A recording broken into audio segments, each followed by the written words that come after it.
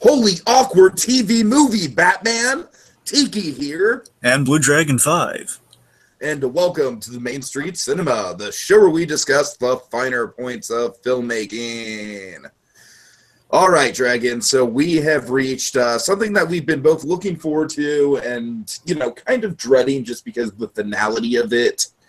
Batman versus Two-Face, the last role that the late, great, dearly departed Adam West performed, has been released. Dragon and I have both had a chance to see it. We'll be saving our thoughts for Dragon. Are we doing a commentary for that or a discussion? Remind me. Yeah, no, it's commentary. Okay, well, we'll be doing a commentary for that very soon, very soon.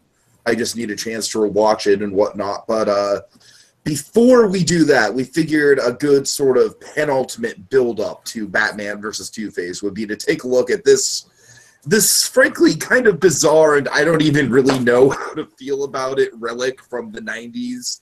Return to the Batcave, the early Misadventures 2000s. of Adam and Burt. Early 2000. I think it's 2003, actually. Oh, okay. Got it. Sorry. So, but yeah, yes. Dragon, you take the floor on this one, buddy, because you were the one who wanted to talk about it, so I'm just along for the ride. Yeah, so this movie is always interests me because Tiki and I, of course, we are fans. We are ever-present fans of a good biopic or of the biopic or documentary. In this case, this is kind of falls into kind of an interesting gray area. Where this is a TV movie. This is a TV biopic. Now there are really two TV biopics that always stood out to me. It's this one, Return to the Batcave, The Misadventures of Adam and Burt, and one from Mork and Mindy, which at some point we should probably talk about if we can kind of find a way of kind of maybe. For some reason, I remember a Three Stooges one being really good. There's a weird one with Abbott and Costello. So that one, I don't know. It's kind of a weird one though. I mean, it could be like a whole theme month for us. Like there's a whole lot to mine from with like TV movie biopics.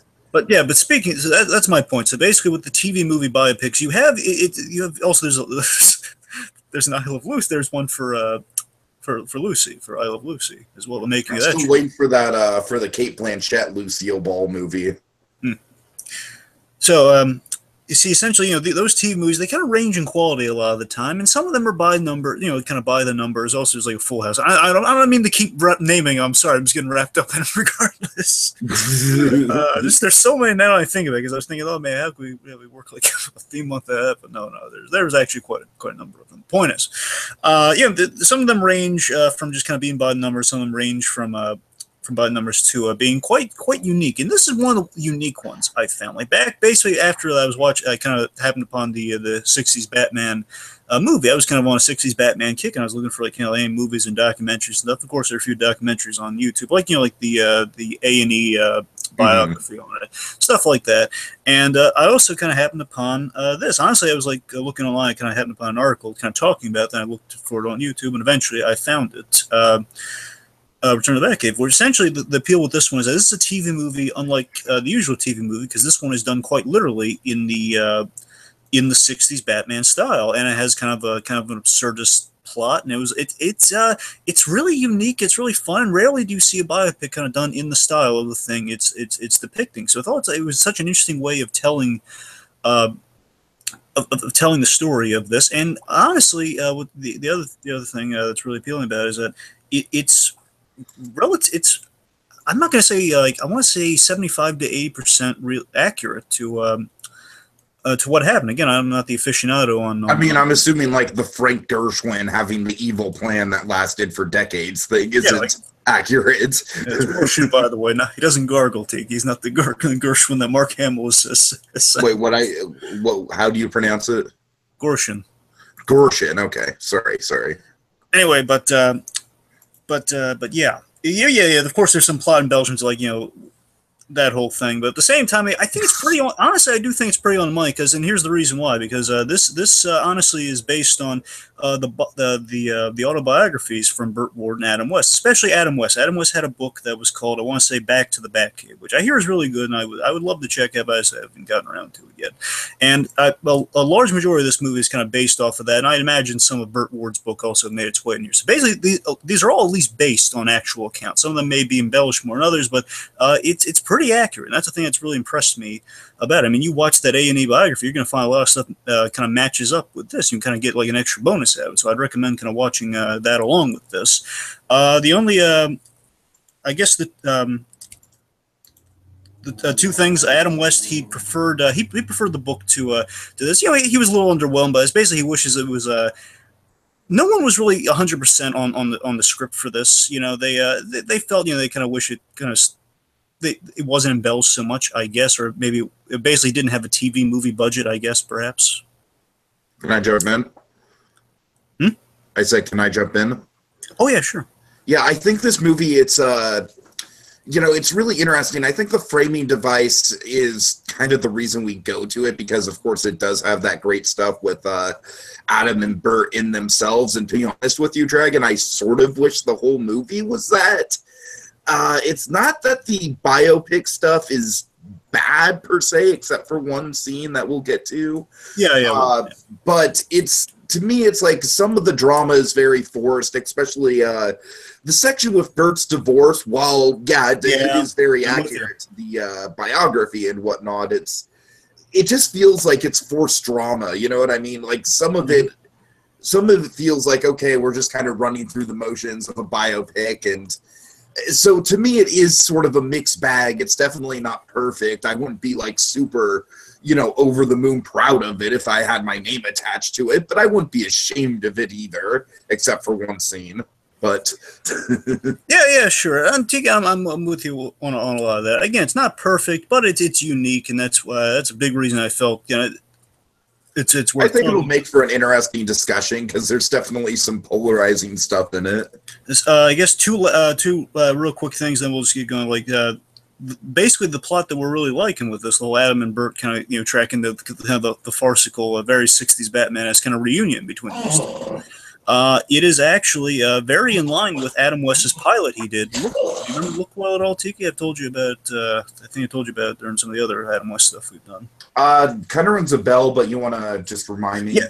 To boil it down, it's very much in the style of that Johnny Bravo meets Adam West crossover, where basically Adam West, the actual guy, you know, this is kind of what kind of builds the passageway for Adam West on Family Guy, and just call it the interpretations of Adam West. Basically, Adam West, he parodied himself in a pilot for a TV show, which you can find on YouTube. It's called Look Well. Basically, he played a former TV star, very much like Batman, but in this case, a detective who actually thought he was the detective. He thought the badge that he was given, like Batman was given a badge as a duly deputized agent, was actually, you know, he basically tried. That does sound a lot like the Family Guy depiction. Exactly, and especially the whole, like, you know, Adam West being the action star that Johnny Bravo just kind of goes to in his Johnny, we're gonna find your mama, you know, that sort of thing. It's very much, it's basically a show exactly in that style. And, you know, I know Seth MacFarlane Butchart wanted to do a show very much like that in animated form. So the point is, that's where kind of this notion, I want to say, came from at the very least, because that was in the 90s. I want to say that's kind of where a lot of this is coming from. The last thing I'll say is that this movie is notoriously hard to buy on DVD. I want to make that clear. That's why God invented YouTube. For some bizarre reason, I have no idea why. For some reason, it costs an obscene amount of money to buy this on DVD. I guess because it's hard to find. It's mainly because it's out of print. I guess that's the reason why it costs like an arm and a leg to get. I finally found a copy for a very reasonable price, kind of outside the usual kind of avenues like, you know, your eBay, your Amazon. But yeah, you know, it's like an actual copy. But, you know, it was like, yeah, again, it just took years to kind of.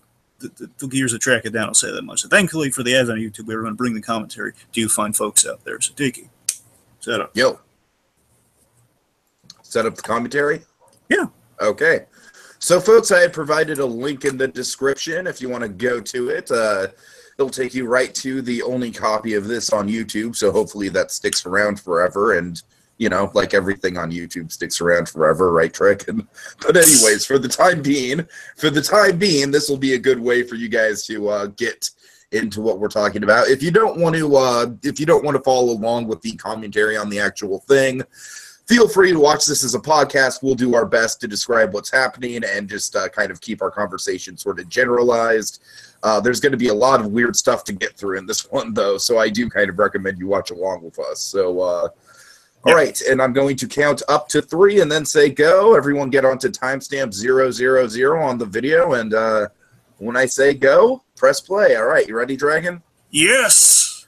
All right, let's do it, old chum. Thrill of the chase. In 1, 2, 3, go! All right. So yeah. Yeah, I really think it's a great tone-setting, self-aware image of Adam West with his monogram slippers, watching the TV show and getting a kick out of it. And it kind of embodies how his enjoyment of the show. He knows it's silly, but it's kind of the adults watching the show kind of. We have he's sort of in the Bruce Wayne getup himself in the mansion and everything. It's kind of a, this whole opening definitely sort of blends the, the biopic with the Batman. You know what I mean? It's like the real life Adam West, but in this sort of very comic book sort of situation. Yeah, it's like this great kind of farcical hyper reality that again is capturing the spirit of the show, but bringing into this kind of this new territory. And again, it's kind of in that look well vibe too of again him kind of embodying the fictional character and kind of bringing that into kind of this present day adventure. I really like the animation of the credits too, how they're flying in like bats. That's a nice touch. I also coming out of the fountain and stuff. Yeah, and speaking of that, for a TV movie, and again, a very reduced budget, I like that they tried kind of, again, at every corner they could, they tried to kind of compensate by doing it in the 60s style to kind of, again, make it more befitting. So yeah, I like the effort that was put into it. We have like the Dutch angles, we have some decent music for this. Mm-hmm. So you have the closet gag here. And oh, I would love to think Adam West actually had a bat suit in this closet. I would love to think that. Such a nice idea. Oh, here is the great Curtis Armstrong as Jerry. Many people may remember him as Booster from Jingle All the Way. Oh, God. Nobody likes Booster. Some other people might remember him as the guy who does the voice of Dan on Dan Versus back on, I want to say it was Disney XD. Okay. Might have been Jetix. I don't know. And again, this is just where again, it's kind of some fun, kind of brief world building here of what Adam West's days have been like since the end of the show. Again, this favored portrayal here, where he's got a big old mansion, he's got a butler, he keeps calling Alfred despite saying, "It's called my name's Jerry." Thank you, Alfred. He's like a little boy in the scene here where he says, "Yes, Jerry." Yeah, and again, it kind of goes to the sort of like self-deprecating, sort of like, poking fun at the Batman that he'll become known for later in his career. Yeah. And by the way, I got to tell you, for years, this honestly was my kind of when I thought Adam West, because again, I always kind of separate kind of the '60s Batman from Adam West the person. When I first saw the '60s Batman show, for many years, kind of the older Adam West was kind of my Adam West. And based on Family Guy as well. So I've always had kind of this. I think Family Guy definitely went a long way in terms of like establishing Adam West apart from Batman, and I give Seth MacFarlane a lot of credit for that. Yeah, and it's an admirable thing that shows Adam West is more than his role, but we also love him for his roles. Again, the early 2000 era Adam West has always been kind of my. When I hear Adam West, I think of that guy. I think I'm right there with you.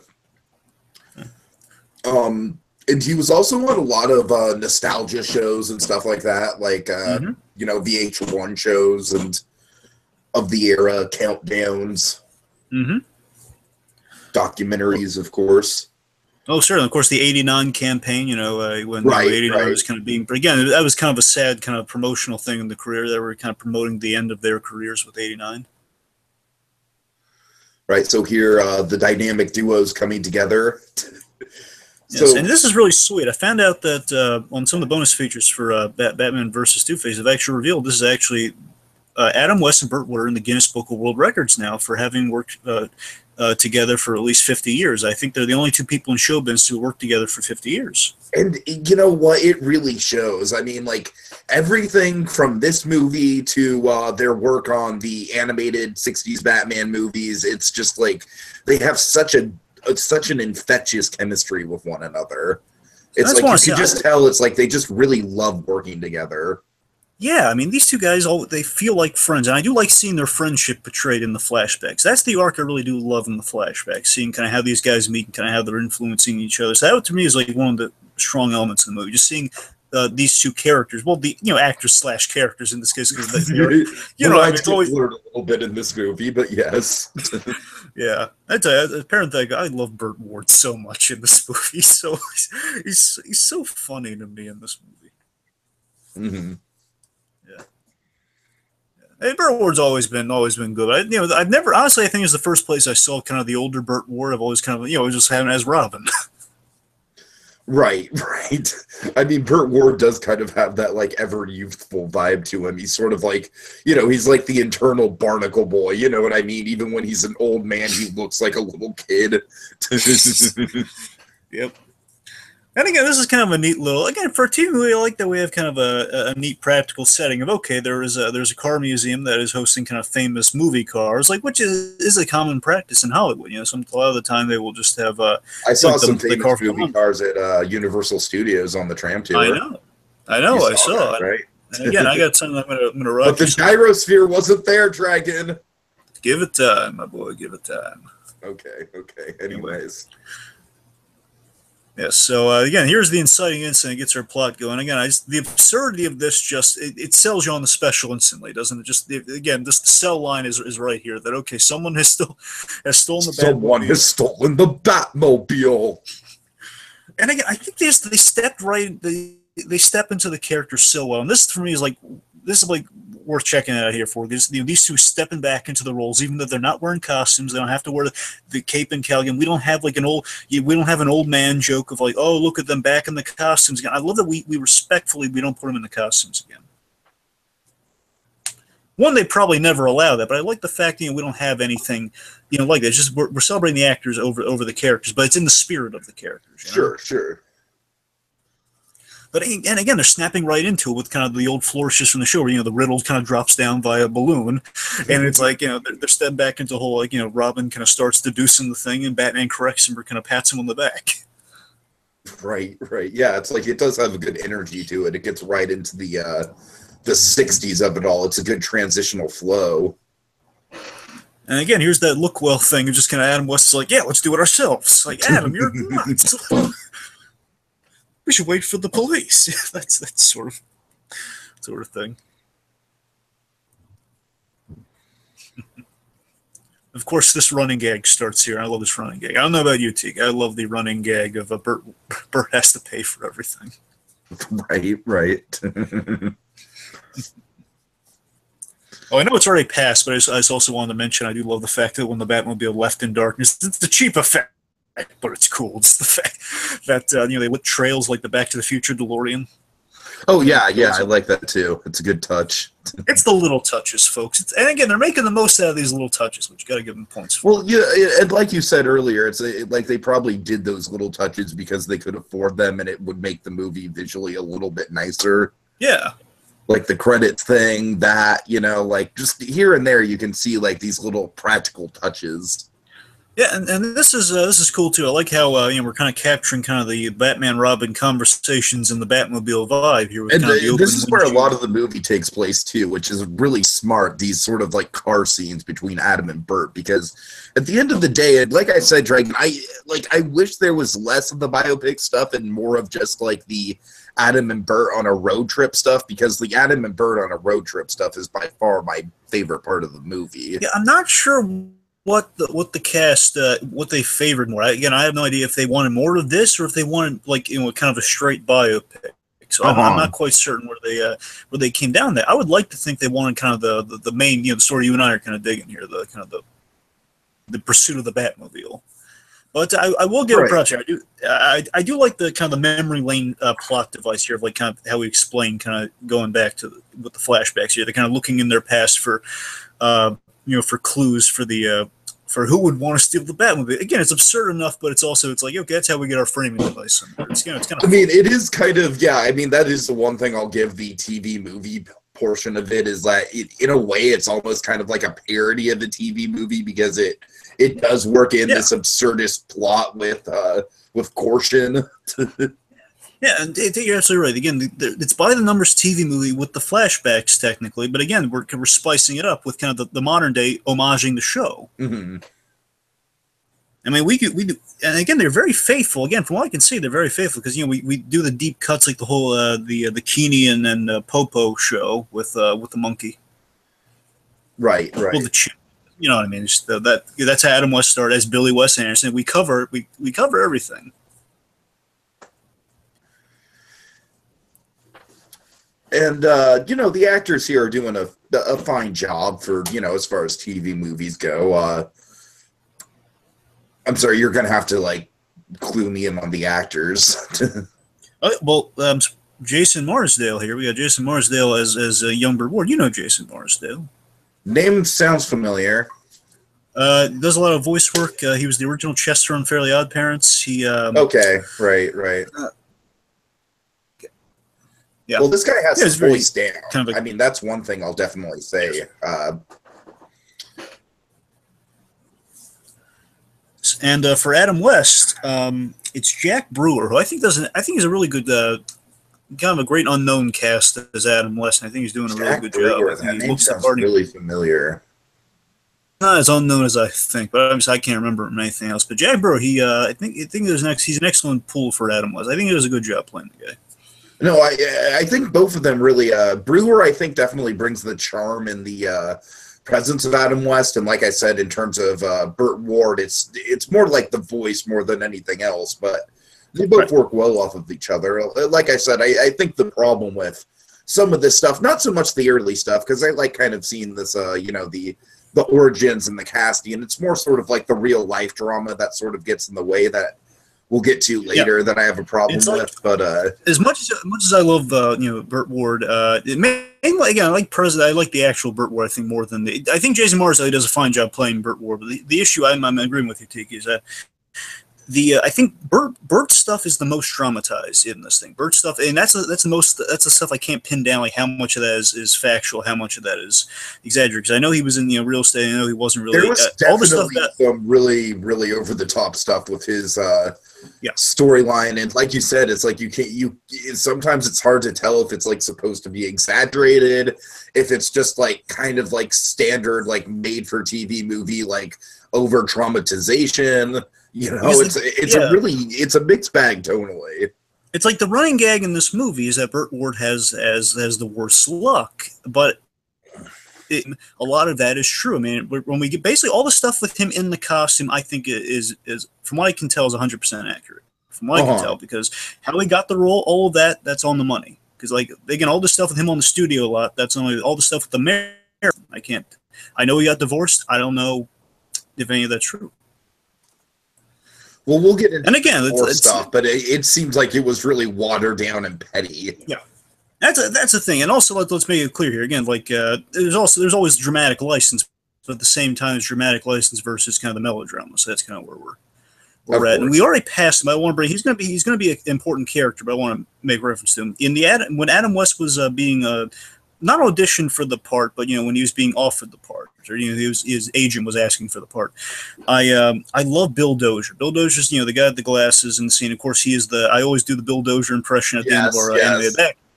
I love Bill Dozier. And he and Adam West are the guys who made this show possible, and he is a hugely important character. And I love how he's represented in this movie. He's very honestly how Bill Dozier.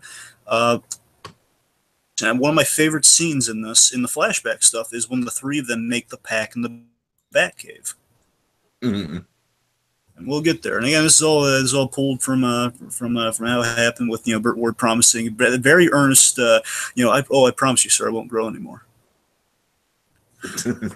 and again, this is all from Burt's book essentially, Burt the Boy Wonder, where. He didn't know what he was auditioning for. He was a big fan of the Superboy comics. He didn't have access to Batman. He always had Superman, Superboy, and right. And they don't say. I don't think they say it in here, but it was kind of unsaid here. Is that the reason Burt got the role was because, and someone sat him down and told him this. I want to say it's this guy, the casting director here. If not Bill Dozier was his casting director character. He was told, Burt, we gave you the role because we think you are. If there was a real. Hello? Oh boy. Well, I'm assuming that Dragon. I'm assuming you're saying if there was a real Robin, that Burt Ward. You would be him. So just differently. Just got the name. Oh boy. What? Dragon. What? You kind of broke up there. I assume you were saying like Burt Ward kind of like really emulated the real Robin, and that's why he got the role. Yeah, that's what I was saying.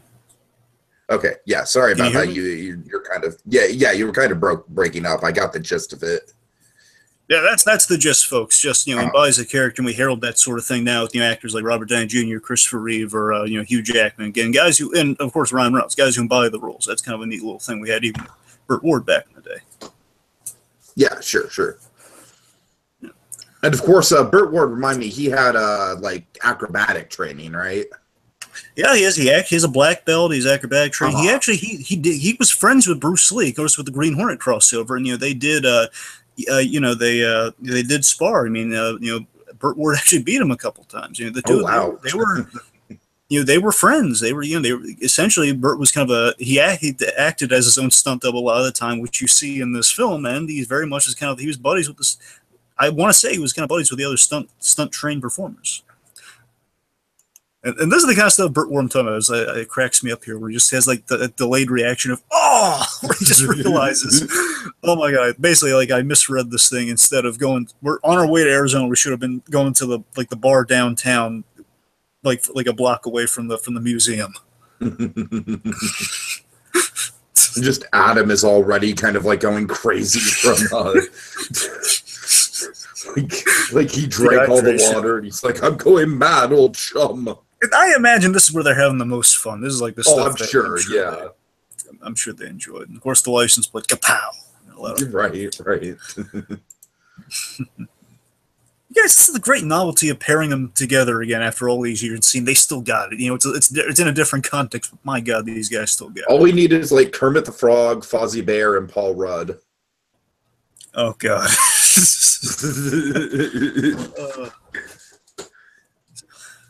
And this is kind of funny. It's like kind of Adam confronting his destiny for a moment in the flashback. Right. It's a little over the top. Than like we kind of hit on before. I think the Adam West part of the biopic, with an exception of a certain scene, which we'll get to. Yes, we'll get there. I'm sorry. It's just it really sticks out like a thorn. Let's not cast so much doom ahead of time. All right, we'll cover it later. All right, but with the exception of that scene, I think the Adam West part of this is really well played. It does a good job of covering his charm and charisma, of sort of his his notorious playboy side. It also kind of does a good job of covering like the struggle of his typecasting. And this actor, like you said, doesn't really I think he really embodies a young Adam West very well. Yeah. Again, these three guys right here. For me, this is like the highlights for the flashbacks. From just seeing these three guys kind of make history happen with the '60s Batman show. The kind of the dramatic first meet between these two. It's very casual, very friendly. Again, like Luke the idea. Meet Obi-Wan Kenobi. Yeah, and I'll tell you what's interesting. I mean, I on the rewatch especially because I've seen this movie a bunch of times because when I'm bored, it's like I'm going to put on this movie because that sort of thing. And it seems like it'd be a fun movie to just have in the background. You don't really need to be paying too much attention to it. Exactly. It's like some just the kind of busy work type stuff. Right. I can see that.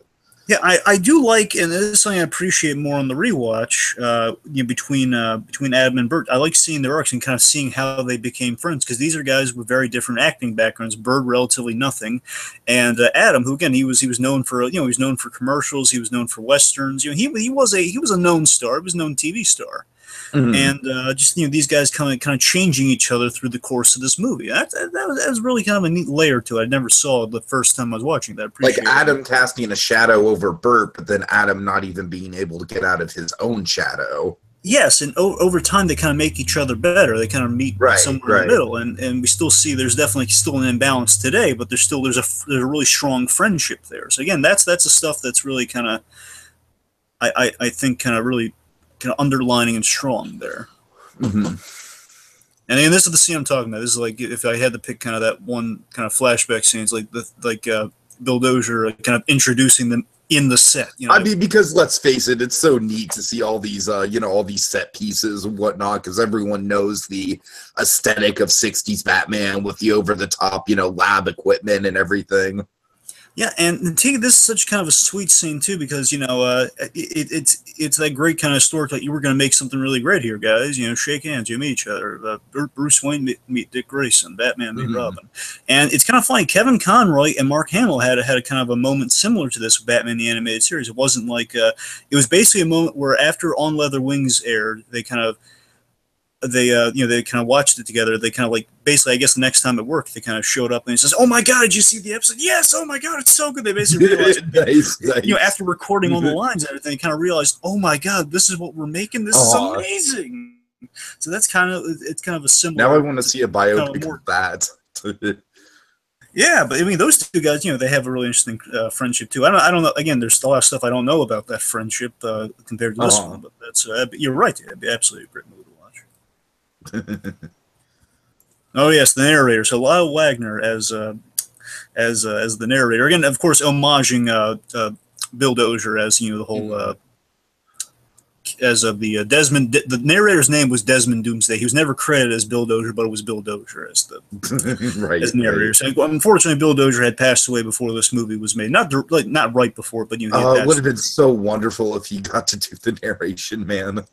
I know. And Lyle Wagner, of course, Teague, I don't know if you know this, Lyle Wagner, he went on, while he did not get the part of Batman, he went on to, he was Steve Trevor in Wonder Woman, the TV series.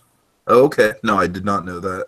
So that was what he did instead. He still went on to do a superhero property, but, so he played all iterations of Steve Trevor. He played the original one from the 40s, and then when they went to the 70s, he played the son of Steve Trevor, who looked exactly like Steve Trevor. So the things turned out well for Lyle Wagner. Okay. Good for him. Nice.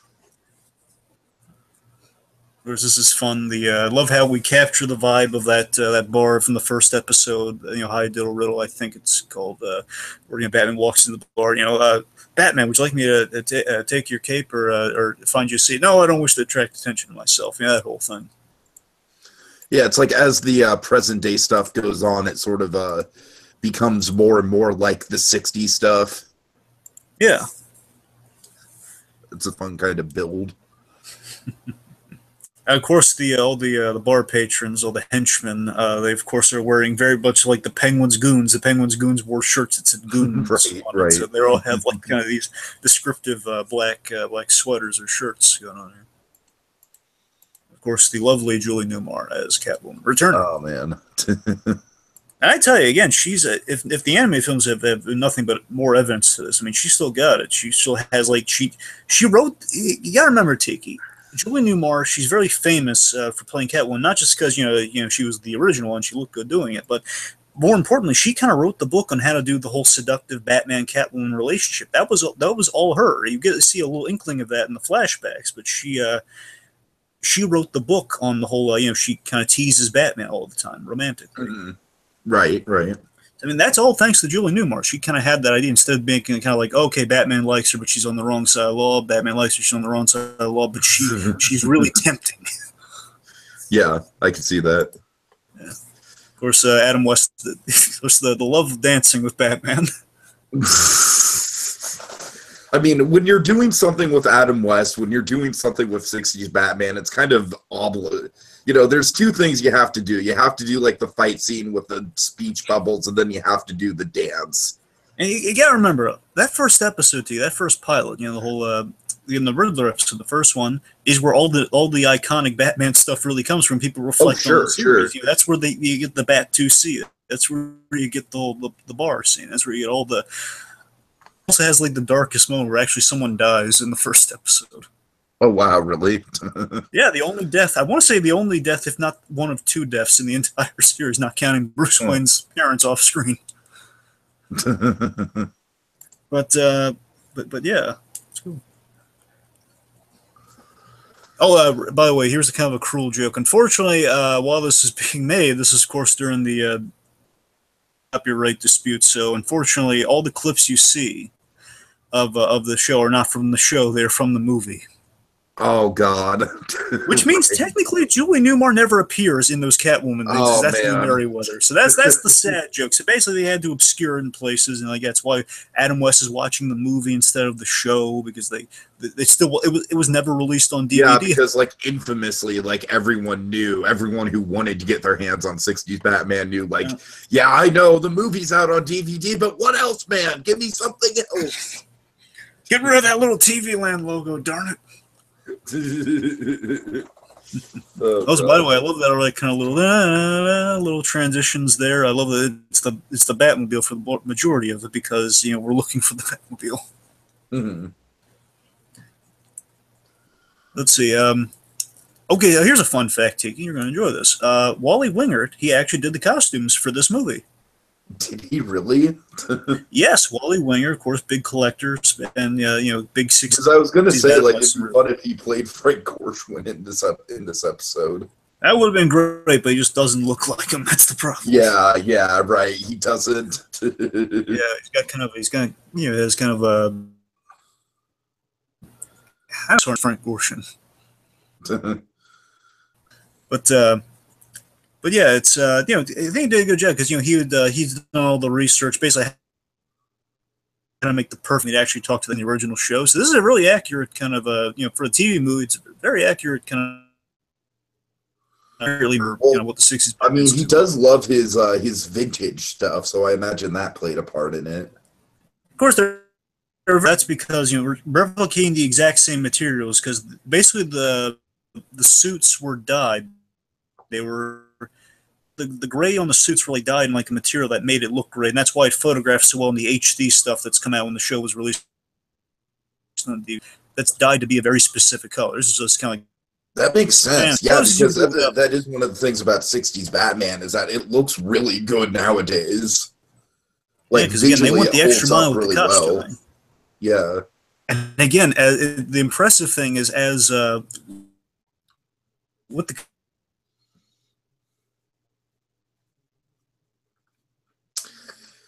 hey, Dragon. Hello? Sorry about this, folks. I think I'm going to ask him to... Dragon? That even though it looks so good now, you have similar stuff. Oh my God. You hear me? Yo. Hey, man. Yo, you're really breaking up, man. I think you should go out and come back in if you can. All right. Okay, hopefully he leaves the movie running. So let's see, folks. Right now I think Adam and Burt are about to get their first, they're lining up for their first shots. They're in the costumes and everything. Just to check on the timestamp, we are on timestamp 27:46. Okay. Hello? All right. Yo. All right, so far so good. Sorry about that. You were just like, you were starting to really break up. Like, it was getting really bad. All right. Do you remember the last thing you could hear me say? Oh, God. You were like something about Wally Wingard. All right. The point is Wally Wingard did a good job replicating the costumes. Had to kind of do without doing every single old technique. And the really impressive thing about the old techniques were they were kind of cheap tricks, but they were done so well they still look great today. Yeah, actually, yeah, that was like kind of the last beat we hit, was the fact that 60s Batman still looks like it holds up really well visually. Yeah. Now, just to cover, because it already happened with all that stuff going on, but important note is that when Adam West, they both walked out there in costume, that's a hugely important moment, especially for Adam West, because he, that was the moment where basically everyone saw him not as like, it was wondering if everyone was going to laugh or not. No, but they actually saw him as Batman. Everyone was really impressed and really kind of in awe of it, and that's kind of what sold the show. Like, yeah, we can sell people on this, essentially. Yeah, we can. Well, the great thing about this show that the movie does go into in a good way is the show was always an excellent mix of, like, Batman is a super stoic hero that you can take seriously, but everything around him is absurdist. Yeah, and again, like the writing is just so cleverly absurdist too. Right. Now, of course, what we're happening again. I'm pretty sure like, all the Burt Ward stuff in costume. That's I want to say it's some of the most accurate stuff in the movie because these are I called these the Sparky years of Burt Ward because his nickname was Sparky, which people I had a nickname growing up Sparky because he was really full of energy and stuff. He was really energetic and stuff, and of course you see that come through Robin. But more importantly, he was called Sparky as Adam West jokes here, like a lot of people joke. He was called Sparky because he was so accident prone, like sparks would fly and just dangerous stuff would always happen to poor Burt Ward. He just had the worst luck. So what's the deal with the stunt double who was always on coffee breaks? Is there any validity to that?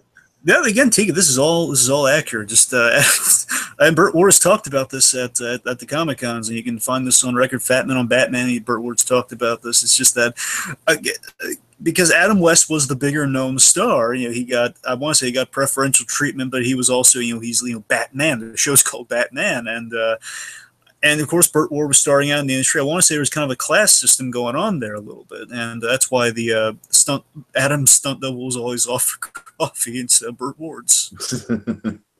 and it's kind of plays into the whole Burt. The main reason that happened, Tiki, is because Robin is always in peril. Like half the episodes of '60s Batman end with end with Robin being captured in some sort of death trap that Batman has to save him from, and because of that, Burt Ward's always on the receiving end of these dangerous stunts. Mm-hmm.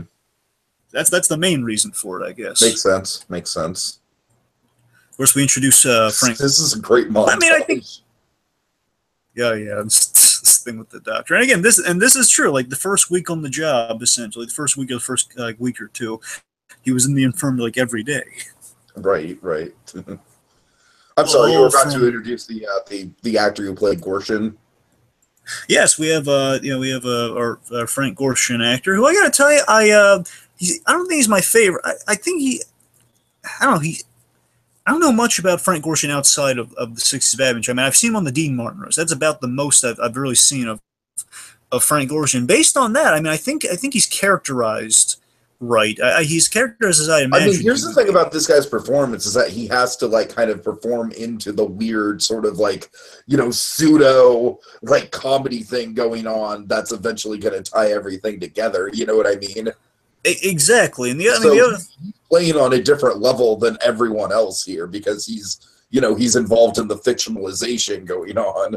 Yeah, and the other thing is that unfortunately, what we're kind of saying is Wally Wingert does a better Frank Gorshin Riddler than anyone ever. But unfortunately, he doesn't look like the guy. So they could we know. Yeah, Wally Wingert visually does not look like him whatsoever. Yeah, but he sounds. I mean, he does an amazing Gorshin performance. That's kind of a shame they couldn't have got him, but it's kind of like the Ed Wood Orson Welles thing with D'Onofrio and Maurice LaMarche doing the voice. It's like you can never right.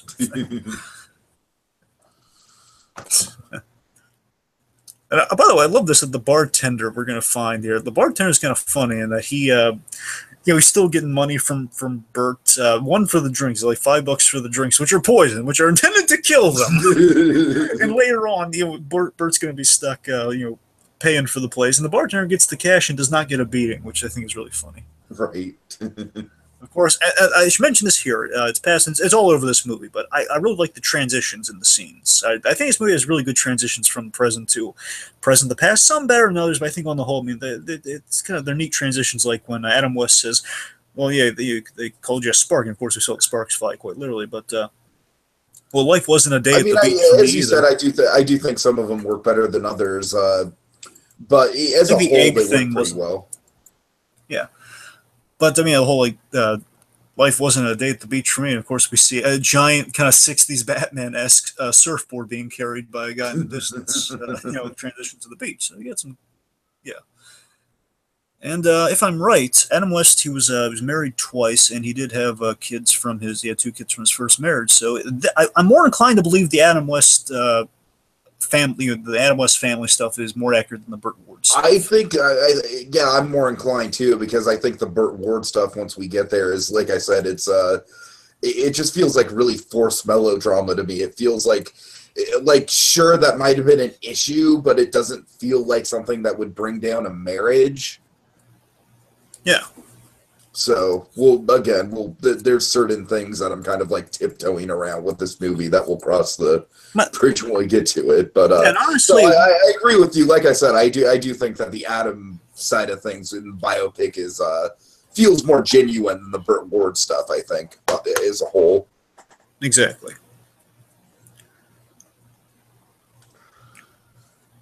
Also, it's just the names of these guys, by the way. Let's see. I think it's they're Slim, Pretty. I love this though. They're all the opposite of what the name is on the shirt. By the way, we have Slim, Pretty Boy, Big Joe, and Curly, and they're all the opposite of what their names are.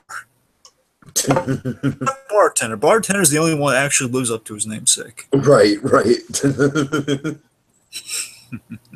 Now I gotta tell you though. To be fair, the bartender does poison the drink, so that isn't a very professional bartender. You know what, Tiki? You're absolutely right. I'm so glad you brought that up. Now, this Tiki, now whether it's good or whether it's like just for simplistic reasons or not, I love this fight scene. I really do. One, I really like the music. Like I said, it's like you have to have a fight scene if you're going to do something with Adam West's 60s Batman. It's mandatory. I love that it's just a cool campy fight, just like in the show where they would do like these campy it's like like the animated ones. I think are doing the fight scenes even better than they did back in the show, honestly. Well, but I mean that they have the luxury of animation. I know exactly. So I mean but regardless, I mean the guy of the campy fights, a lot of them were impractical moves. They had they had to like kind of team up like to kind of lock arms to knock out a couple of guys. But regardless, I love that we kind of mirror that here. We're doing kind of these campy, extraneous kind of fighting moves, but at the same time, what I love how they. Again, it's silly, it's ridiculous, but at the same time, there's a bit of genuineness in there where, like, it's just really cool to see Adam and Burt, as themselves fighting a bar full of guys. Burt Ward being able to do, most likely a stunt double kind of insert here, being able to do these great stunts like he did back in the day. It's like it's two men getting to relive their glory. It's kind of like the most Dark Knight Returns section of this whole thing in a way. Sure. And I really like the music in this scene too. I just love how kind of it gets up. It basically takes the '60s Batman theme and makes it operatic towards the very end. As like kind of like it gets really great towards the end there.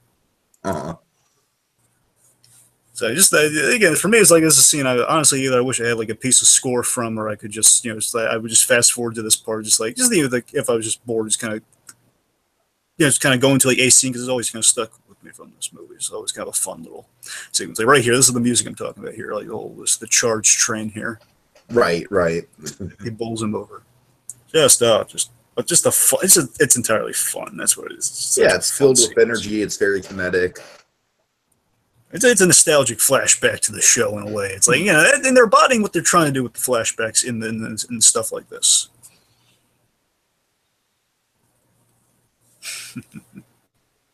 Yeah.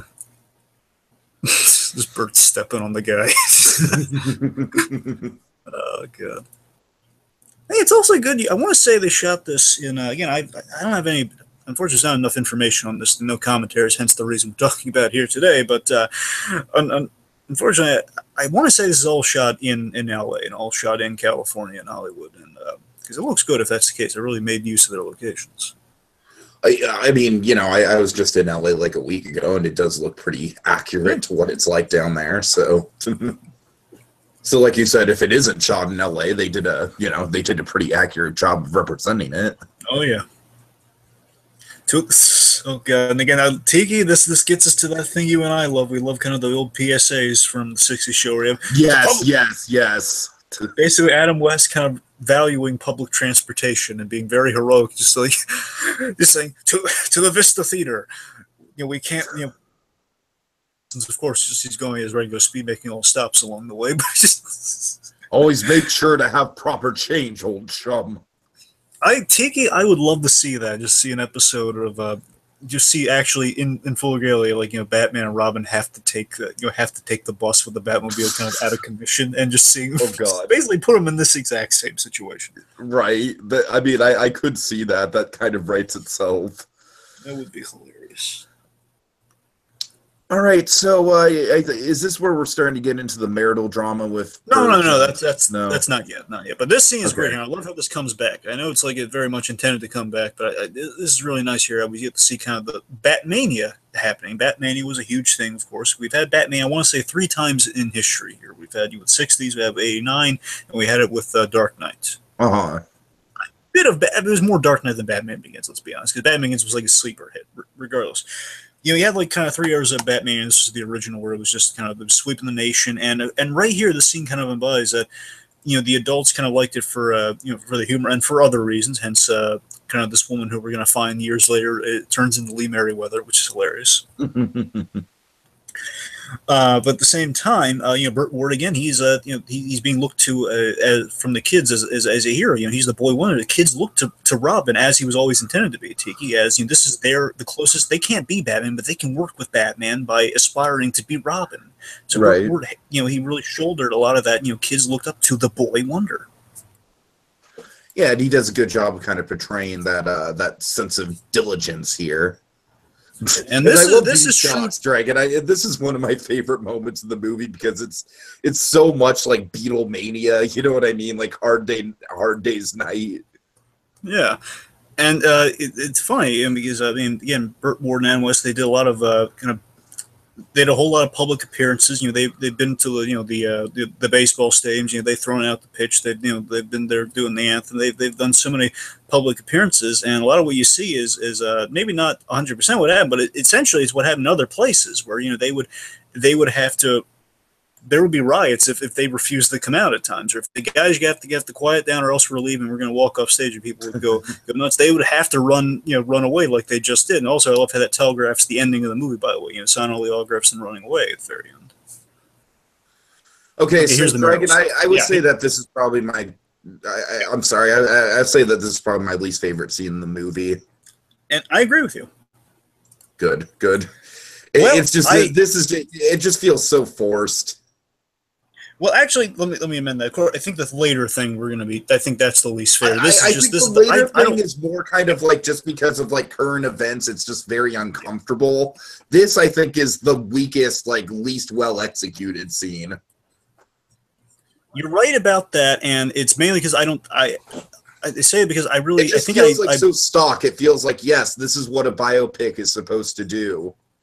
Yeah, this is like I don't buy this whatsoever. That's my thing. Right, I mean, basically, it's less not liking. It's more I don't buy this one iota. This is the thing I have. That has to be manufactured. I don't buy the drama with it. I don't buy that Burt would just like not do anything about it in the moment. I don't buy that she'd be so upset.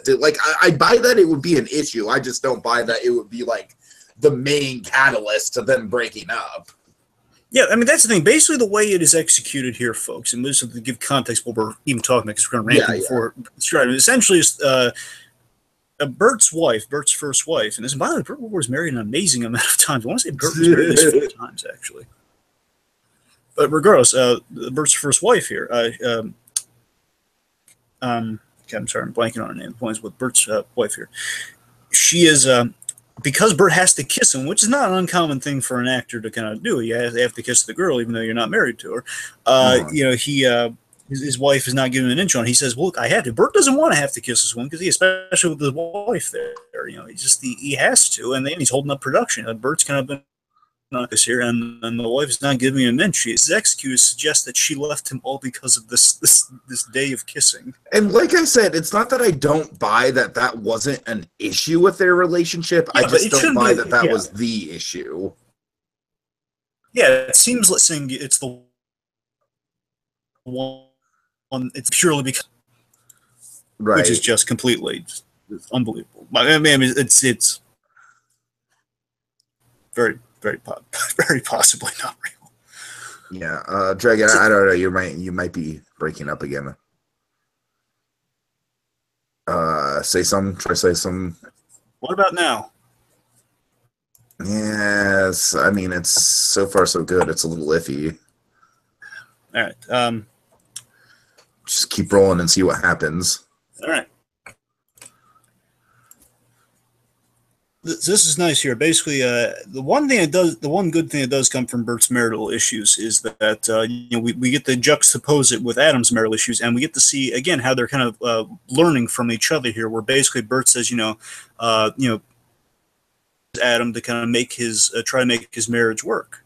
Mm-hmm. And that's nice. Again, like Adam is taking kind of words of wisdom from from Burt here. In the end, he's trying to be a better person. And of course, it doesn't work out for Adam. But importantly, in this moment, what it seems like this, and I'm reading into this. Bear in mind, I want to say this kind of helps inform Adam West. One of the things we love about Adam West is that he had that kind of that devil may care of like, you only go around this world once. I'm gonna live it up. Right. Yeah.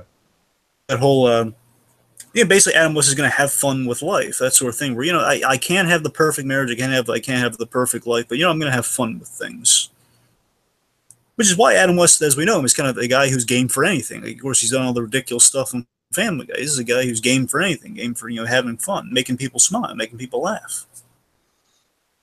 There's Deadpool's he's very much a cult of personality in a good way. Yeah. There's Deadpool's second favorite Golden Girl. Oh, God.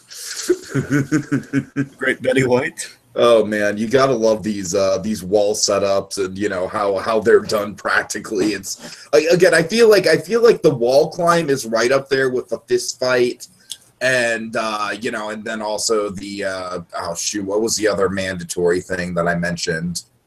Okay, the is it it's not with the Batmobile? Is it the riddles? I don't know. Shoot, I feel dumb because I'm drawing a blank on something that I mentioned like 40 minutes ago. But still, it's an essential thing to have. Sure. Oh, the dance. Oh yes, you're right. Yeah. That's the one. Okay, we covered that. But also, I like that we revealed how it was done too, as the revealing how the wall climb was done. Well, that's what I'm saying. Like the reveal is just like a classic TV trick. You know what I mean? Yeah. And again, this is like again connecting with the whole again. Now it's a really unrealistic divorce. Dragon, I'm playing the world's smallest violin right now. Yeah. No, I mean the one thing is I do like how it kind of draws Burt and Adam closer together. Exactly, and that's the candle in the darkness, buddy. That's the candle in the darkness, right there. The candle in the darkness. That's such a dramatic analogy. A friendship grows like the candle in the darkness of Batman, and literally like Batman swearing Robin, and there was a candle in the darkness of the Batcave that kind of built their friendship. Right. So it's all relative in the end. But okay, back to this. So again, these two are becoming buddies, and again, now that Burt has fueled kind of Adam's kind of live like every day is your last that kind of mentality, and now Adam is kind of sharing the same, is now imparting that lesson onto Burt. Now Burt is they're now divorce buddies. They've both been divorced, and now he's kind of indoctrinating on kind of the prowl. Yes, I mean to me that's so nice. These two guys kind of influencing each other like that and kind of being there for each other. Mm. Also, we have this great kind of fourth wall gag coming up from Adam West, because the two of these guys are kind of lost in their memory right now of the good times, let's say. Right. And they have this perfect, hilarious line of like, wait, basically everyone got off the bus and at the last stop. When did everyone get off? Just about the time of your divorce. It's like they got off. It's breaking the fourth wall. Oh yeah, they got off before. I think that they mentioned specifically to the divorce because they knew it was the most hammy part of the flashback. It's funny. Yeah, I'd like to think you're right on that. It's funny. It makes no sense, and it's probably not how it happened in my mind. I always like to imagine that when they reflect on this, somehow like the people across and be somehow hearing them regale themselves with the memory. They'd be on the bus and basically have to listen to like these guys reflecting on. Oh yes, and you remember when this happened? Oh god.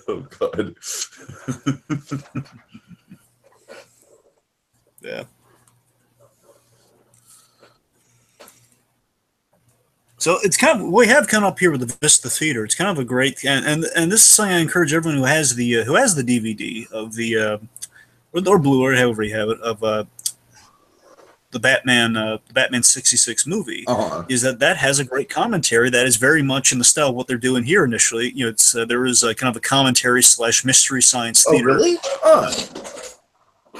There is a commentary with Adam West and Burt Ward. They're having great. Some people say they're kind of like trying to solve a mystery or something.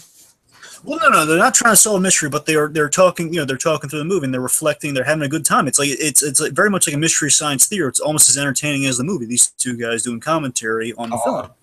Nice. It's a similar setup of these two guys kind of having a blast, kind of riffing while the movie's going on. Mm-hmm.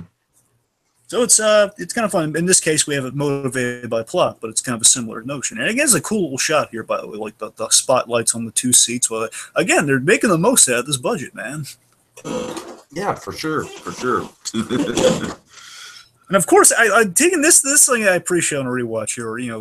We're doing the classic thing where Robin. Now, of course, Burt will always point out the obvious as Robin, but at the same time, kind of covering kind of our storytelling little things here. Where basically, he's saying. The food might have been, the drinks and popcorn might have been tampered with. Well, Bert, I think someone went to a lot of trouble to get us here. I don't think they're going to poison us. Again, addressing, oh yeah, we can have snacks. You haven't explained. Yeah, just all the little practical little plot points. They're not ignoring those. That's nice. And we have one of the best holies coming up here. Holy Screen Actors Guild.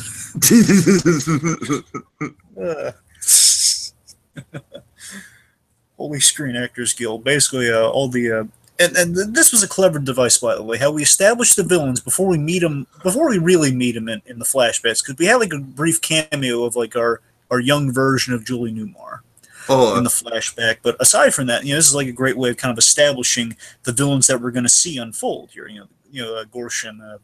Gorshin, Meredith, and Romero, getting to see them how they actually are, and especially, of course, Gorshin being a prominent one, because we're going to literally see him down the line. And we have a really good Romero coming up, by the way. So yeah, it's kind of a little clever device there. Yeah, for sure. And of course, as you mentioned, all this is from the movie, so that's pretty convenient. Like, hey, the movie has a villain team up. At least they are at the movie theater for the movie. At least it's not as glaring as it was everywhere else. And they did the best they could with that, by the way. They used every shot they could that was not akin to the movie, but they can only do so much. Like, again, the Catwoman stuff is really glaring, where they have to use Catwoman, but it's not Julie Newmar. Yeah. Okay, as you said, this guy is fantastic as Cesar Romero. This is a great little cameo. Yeah, the Latin lover himself, folks. Well, no, it's actually this isn't Cesar Romero, but he's very he's identical to the guy. He just looks identical. I love it. Like it's always like a curiosity, like seeing the process of the makeup, putting on the makeup over the mustache. Yeah, and I love how we see that. Yeah, the one thing that they kind of just for dramatic simplicity and for the great shot that they did just now. He wore a wig. He didn't actually have his hair done green, but it looks great, though. It looks fantastic how they did it here. And again, it looks the camera here. It just looks just like him. Yeah, really, it's pretty spot on. It's dead on. I mean, I think it's a dead on laugh. What's fun about that is I never realized how thick the mustache was. It was a little whiter on the mustache, but it was that thick though. Maybe it's not as dark underneath. Okay. Of course, here we have a great Burgess Meredith being represented before us, and Tiki. I love what they embody. They're embodying a lot of good things in this movie, even though it's not doing everything painstakingly like it actually was. But you can only do so much without just kind of essentially doing a documentary. There's a difference between biopic and documentary. Burgess Meredith, what we do here is that we show the guest star appeal that Burt Ward and Adam West, they loved working on the show because you got to work with some of the greatest names in Hollywood as the villains. Cameos, the villains are showing up through the window. George Sanders, of course. Of course, Van Williams and Bruce Lee as Green Hornet and right. Kato. Yep. Shelley Winters. A whole slew of good actors. Now we have all these, Tiki being the Bat Gadget fan. Course. Every one of these is real except the Bat Probe. The Bat Probe, the juries, there are Bat Probes, but technically the probe that he's holding up, I don't think is the same probe. All right. But there are technically Bat Probes, but I like the design of the bomb. Yeah, I like the Bat flashlight. It is very practical. Yes. And of course, the trick umbrellas. But I think Meredith does have like a great kind of a little excerpt here where it basically says, you work with your props. Basically, you turn kind of irritating props into parts of your character, which I'm sure resonated with Adam West, because essentially what Adam West did, the thing that kind of revolutionized the series, is that he worked with putting on we put on our tights to put on the world. He put on that cowl, and putting on the costume was half of him getting in the character. Batman's a guy you can't really see through that mask very well, but he made it so Batman, when he looked dramatically. Sure. I mean, he wrote the book on how to play that kind of that comedically serious and stoic character. Yeah, I mean, and again, it dates back, like it's kind of like the predecessor to like even characters like oh God, I want to say characters like, oh, I don't know, nothing. Well, I'll give you an example. I mean, again, it's not exactly Heath Ledger. Again, Heath Ledger, he did the lipping thing on the Joker because he wanted to make sure the scars stayed on. Sure. That's why he did inconvenience and making something. And speaking of this, the Suffolk story, this is essentially, she wrote the book on this. Maybe not as overtly in front of other people, but she did this.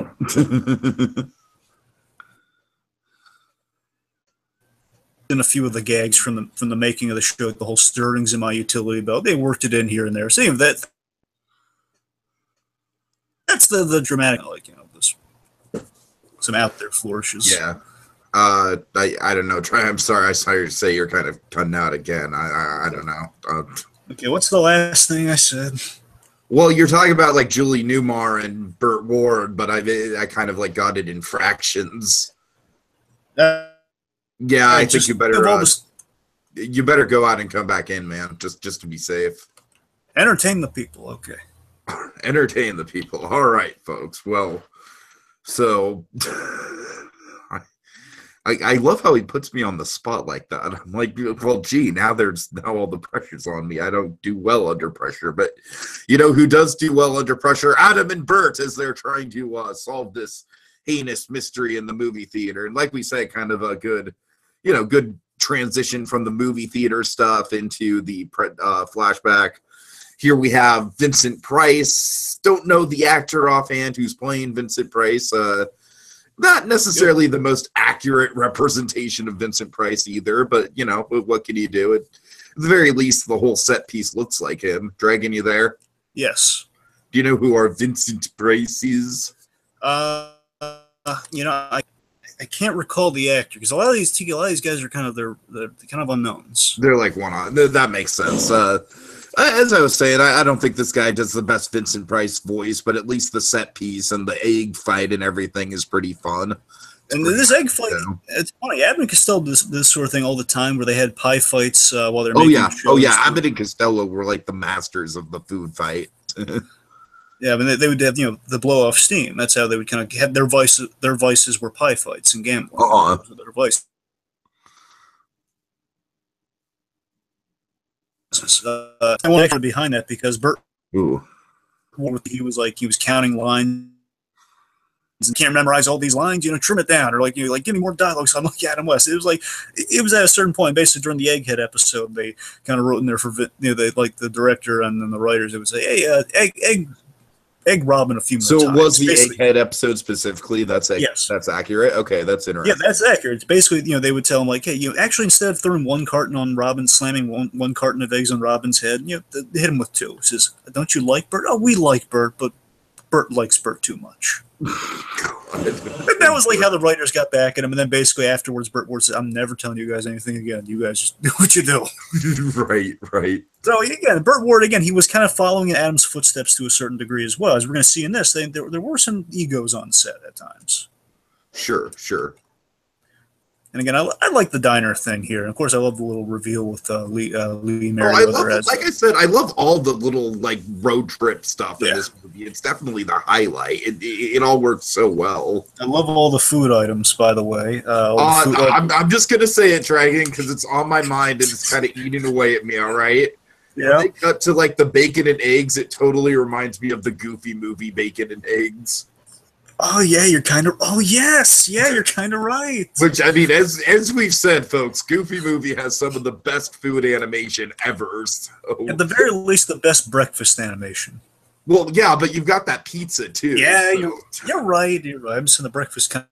All right, well, we don't want to fixate on Goofy Movie. Anyway, just saying. Like the Julie New Martini, the Cesar Romero salad. I got some fun kind of pun names. Oh, by the way, like speaking of kind of our love of food, we also got to mention our love of pleasantries, because one of the things I love, so Adam was saying, Burt, don't worry, old chum, I'm paying the tab. You cover the tip, I'll cover the meal, which is so nice. It's such a nice gesture. Of course, it's such like kind of like you can smell the setup right there, but it's so nice. That's such a cute little payoff with Lee Merriweather. I'm so nice. And of course, again, like the transitions, like who would have a problem with, like which of these villains would have a problem with us? Which we also like. Probably one of the better transitions in the whole thing, I think. By the way, we had some really good lines from Adam and Burt too. Like Adam West says basically thinking one of the old villains might have a grudge or might be orchestrating all this. And Robin says, "But Adam, they're only actors. I'm sure that's what they want us to think, Burt." And again, he says it's so deadpan and so serious, and he's like so sinister. And again, like we keep going back to, that's sort of like the roots of like the Family Guy Adam West that we know and love. And of course, that has roots in here. Like, yeah, sure. Like living in the living in the character. Also, of course, this is all very pulled from what actually happened here. Like, I don't mean to keep saying that, but yeah, it shows you that that's a testament to the movie here. Again, all the stuff in the set essentially happened. Well, okay, I shouldn't say everything, but a large. Again, it's very accurate. The censor battles, for example, the censor battles are all real. It's all actually happened. Every single thing, even those outlandish one did actually happen. Where we have. First of all, I love the great, the wholesome gag, like the origin of the seatbelts. Why Batman? One of the things you and I like, when Batman and Robin kind of abide by the rules to excess. That is probably one of my single favorite things about '60s Batman is like the PSA quality to it. And it's nice to see the origin of that. Right, yes, that it actually came out of a necessity.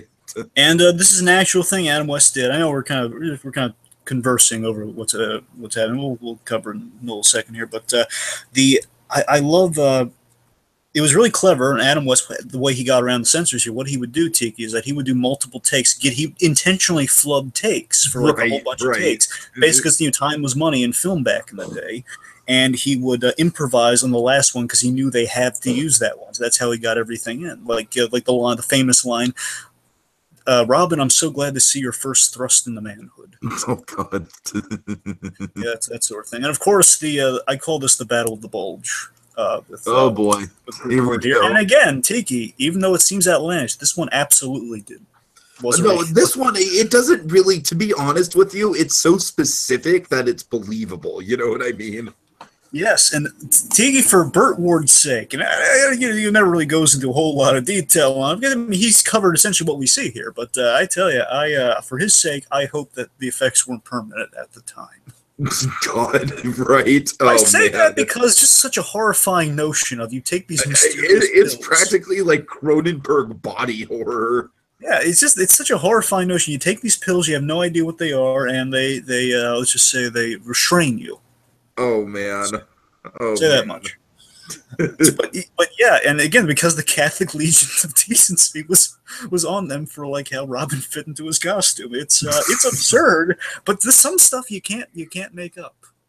No, and like I said, I mean, this whole thing definitely had a stranger than fiction vibe going on with it. Yeah. And of course, we approach the Wortham of it all. I'm very impressed that they covered this, by the way. I mean, the fact that they name dropped Frederick Wortham wasn't just like a whole they didn't make like a made up plot point of it. They actually addressed it. At the time, again, we have a lot of factual kind of occurrences going on. Honestly, I don't know if the show was actually faced with this one in particular, but I can imagine like word of mouth, just the age old kind of Batman and Robin. They're these bachelors living together. One's an underage, one's right. Ward he's taken, and of course, the stuff that's going on in the comics. I wouldn't be surprised if it was talked about while the show was at its height of popularity.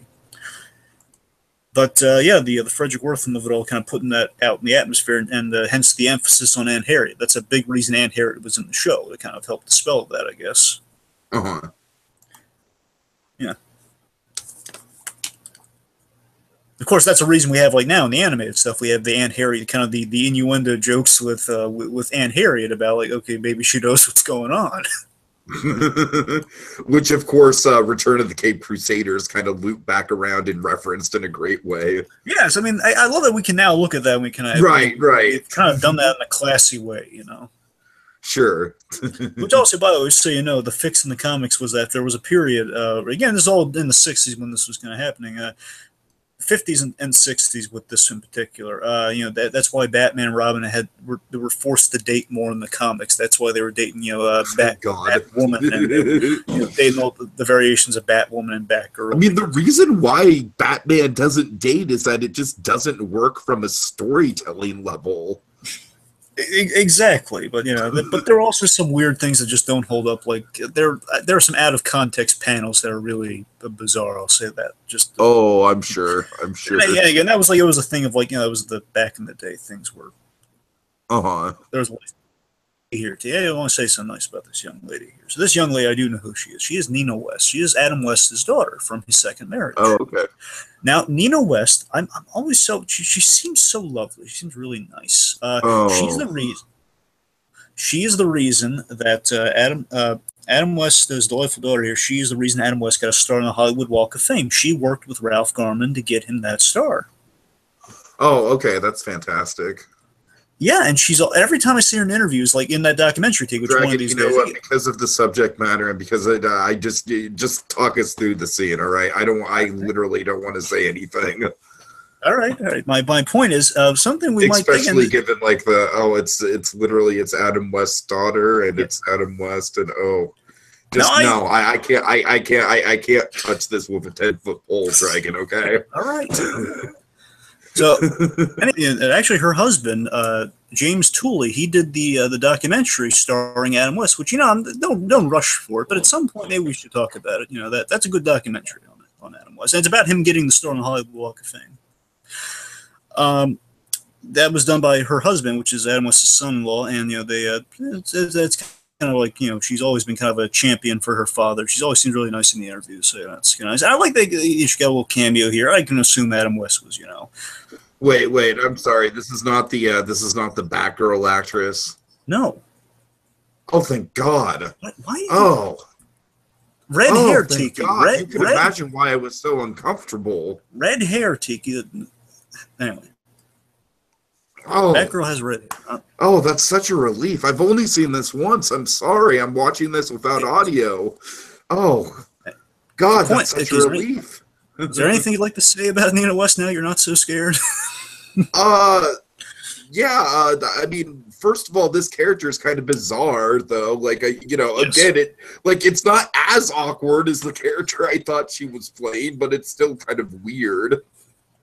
The whole, the psycho stalker element of it all. Yeah, and again, Tiggy, this is something that, again, I haven't read Burt Ward's book, but I'm going to assume this is all fictional.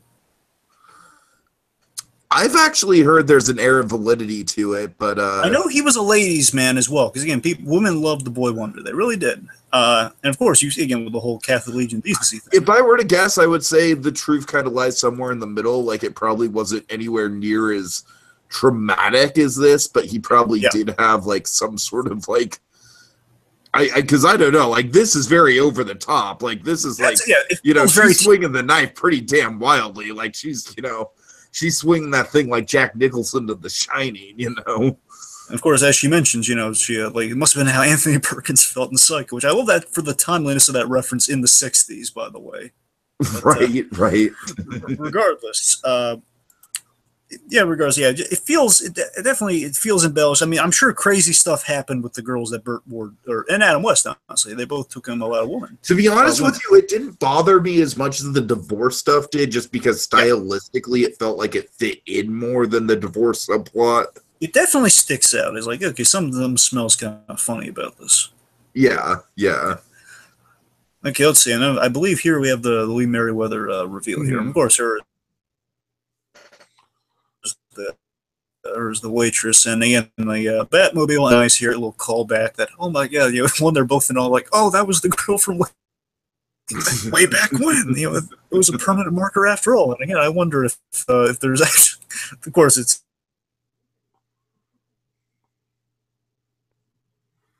gotta be permanent marker. You're breaking up again. Sir, what about now? I don't know. Is there something wrong with your internet connection? No, I mean, it seems to be. Yeah, well, just keep going. I don't know. Right. The point is that through this, folks. Sorry, got nice 20 minutes left. Nice callback with nice callback Lee Merriweather as the whole with the waitress thing. She was the girl from way back when. So, charm, got a free meal.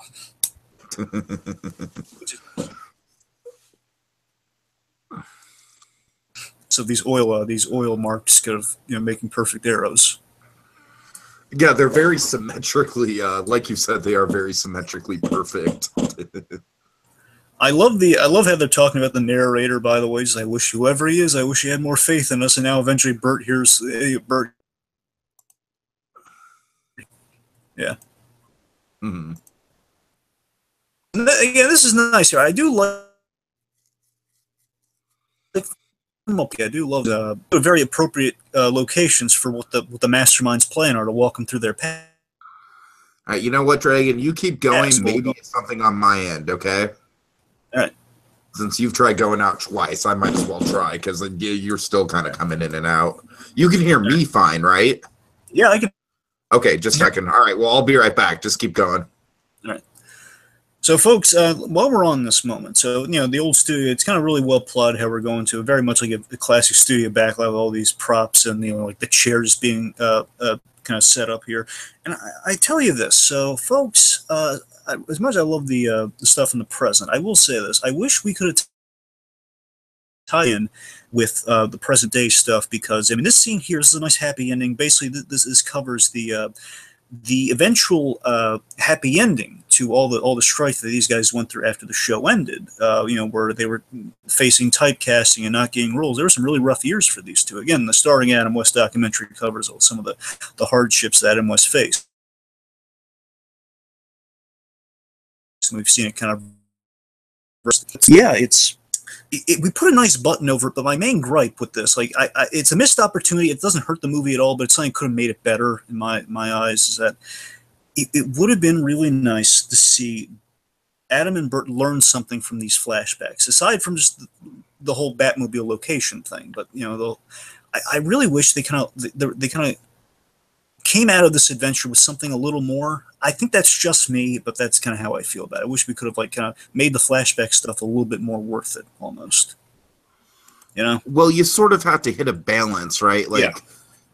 And I feel like the film does make a good attempt, but I feel like what the flashback stuff needed was more of an emphasis on kind of like blending into the comedic over the top nature of the present day stuff. I know, yeah, you're right, Tim. I'm asking for the moon with that, I realize, but I'd be doing something a little more serious with this movie. But at the same time, it feels a little notable that we hint at the beginning of these guys having a rough time after the series, and it's like there's like a missing chunk almost. But I know there's only so much you can do with that, because we hit the happy ending with eventually, Adam West had the farm on, went to Idaho, which was it was a peaceful kind of thing for him. And Burt Ward, of course, he started the rescue operation with the Great Danes, and now he does the Gentle Giants dog food, which is really nice. He actually found a way to make dogs live for a much longer period of time. He had an animation studio for a while. It was called Boy Wonder Visual Effects. Mm-hmm. So it's kind of nice to check in with them, but we don't really cover kind of that gray ghost area of their careers. Like when stuff was really kind of getting sad. Sure. But again, it might have slowed things down. So there's only so much you can do on a TV movie. So again, I think that might have been just kind of a production decision where it's like, okay, we don't want to, we don't necessarily want to go into the depressing stuff. We want to focus on the high life. You know what I mean? Exactly. And it's like there's only so much time to do it. So I just wanted to bring it up. It's a missed opportunity, but maybe it's a smart one that was missed. So it's something to put out there, I guess. All right, so now again, while that's said, all of that said, now what we're happening on now is kind of the egos at work here. Now this is somewhat true. This is based on truth, where I'm not sure is executed 100%. Like the whole trailer thing, I think is fabricated, but a lot of this is true. There, basically, Adam West is, and this is interesting how we kind of add that layer of some of the stuff we remember most about the performances is maybe informed by some negative realities here, where Adam West, he has that really kind of that slow delivery a lot of the time, and he does kind of move his cape around a lot, and maybe that was for to kind of take time away from Burt Ward. Which, when you think about it like that, that's so dark.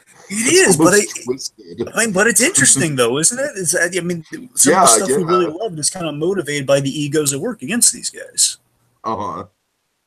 Now, I want to say, Tiki, linearly, I'm pretty sure that this goes like the scene we kind of glazed over with the whole thing I was going on about was basically Adam West.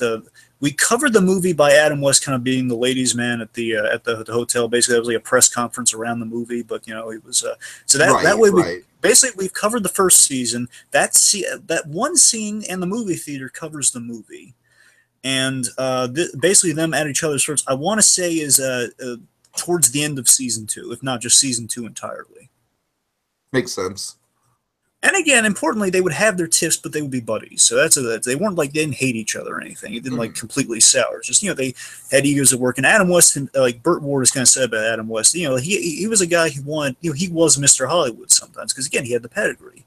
He was he was a guy who wanted his tea at a certain time. To quote Burt Ward, he said that literally. That Adam West wanted his tea at a certain time. I know. Maybe Howard Hamlin's just a really big Adam West fan. I would like to think so. Like he's got like the autobiography of Adam West on his bookshelf, and he's he comes through and he's like, "Oh, that Adam West is a tea guy. I should be a tea guy." Maybe Howard Hamlin goes to a mansion like Bruce Wayne. He puts on a blazer, so maybe he looks more like Bruce Wayne. All right, we're going down a rabbit hole with this. Yep. Okay, so let's I'll cover this. So I am now so glad this woman is not Adam West's daughter. Yeah.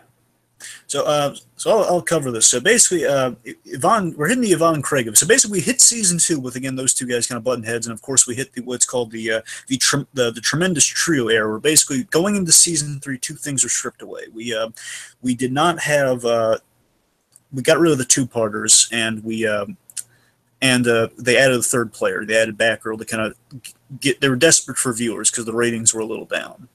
Mm-hmm. So, and also there was a reduced budget. That was the other big notable thing. That's why we had that episode where they're all invisible because we couldn't afford all the actors. Oh, God. Yvonne Craig, again, I want to say she died the same year as Adam West. As much as a player as she was, again, she was kind of like a last-minute addition in the grand series as a whole, but she declined to appear in the movie as a cameo like the other, like Julie Newmar, Lee Merriweather, or Frank Gorshin. She declined to appear because she wasn't crazy about the script, which again, even Adam West and Burt Ward have reservations about the script and where it was going. So she didn't show up. Reasons why, I don't know. I don't know if it was because of this scene or not. And all we're going to say about this scene here, basically, this is I want to say this is it feels like an extrapolation. Basically, they wanted to economize. It basically feels like, okay, we need to address the issue, but we need to do it in kind of like a way that's like charming and fun. But let's just say, in light of current events that we won't get into, it is not charming and fun in the slightest. Yeah, just the point is, it's very likely did not happen the way it's executed here. But the other thing is and basically they needed Yvonne Craig. She's not even going to cameo in the movie. We can keep her thing to a minimum. We're running out of time. We need to cover season 3 real fast because again, season 3 isn't really the highlight of that series. And thirdly, it's just the fact. Okay, so we know Adam West is a ladies' man. We've established that, and basically we kind of had that scene, the more clever scene where she's doing her stunts, and then she says, "I've been warned about you, Adam West." And basically we need a way of like, okay, we gotta boil all. Basically, maybe him just like maybe hitting on her, maybe asking her out like a lot of times. We gotta embody that. We gotta crunch that down to like one scene, and we have to do it kind of a lazy way. So it's not our A material type scene. So. And that's kind of where we land with Yvonne Craig. Again, out of the whole thing, it's kind of the weak sauce of the TV movie. So I think that's about it. Yeah, I mean, and you know, like I said, just not to name names or anything, but just out of context, it is very, very uncomfortable. Yeah, and it's again, just like, hey, let's just like all point and laugh at how charming this this very, very, very serious issue, not just in Hollywood, but in just gender in general is. Yeah, I don't know. Not my scene, Dragon. Not my scene. Exactly. It's not. It was even before all that. It was just kind of. It was just kind of it's kind of a forced scene. It's just kind of like, okay, we need some just to kind of get rid of Von Craig for the rest of our story. Anyway, so now we're hitting now we're off of that. So now we're on to kind of the classic death trap. This is great. Like the whole finale just works really well. And you know what, Dragon, though, it's like that's one of the things, like, I feel like the last scene could have worked if there was some sort of payoff to Adam's character, but there's simply not time for that. You know what I mean? Yeah, and that just kind of feeds in a little bit to the flashback thing I was going on about. Again, it would have been nice to have more payoff with the flashbacks, but you know, it's sort of like, you know, it's you win some, you lose some, where it's like the pro to the flashbacks wrapping up quickly is you get this great finale, but then, of course, with the great finale, you don't have a very satisfying conclusion with the flashback stuff. Because really, at the end of the day, it's just like, oh, well, our show's canceled. That kind of sucks. See ya. Now, speaking of that, we do kind of hit this. And again, these are real-life things here where Burt Ward, of course, he was up for The Graduate. And Adam West, famously, he was offered James Bond. He turned it down out of respect for the character. Which, one is a great thing about Adam West. That, you know, he had respect, and Bond should be British. You know, he could have played James Bond, because again, the kind of the famousness of the Batman TV series. Oh, can you imagine Adam West as James Bond? Because I can't. I don't care if it'd be right or wrong. I would like to see it, but you know, again, it worked out for the best. But you know, just the mind wanders. That's all. It's the mind wanders. I will say this though: the two things that previous I do like, we do kind of recover kind of the fear. Like listing subject, the future of, like, you know, the deep jeopardy. So at least we acknowledged it. So it didn't really, but at least we acknowledged it. And secondly, with this scene, I love symbolically that, you know, it started with these three guys in the back.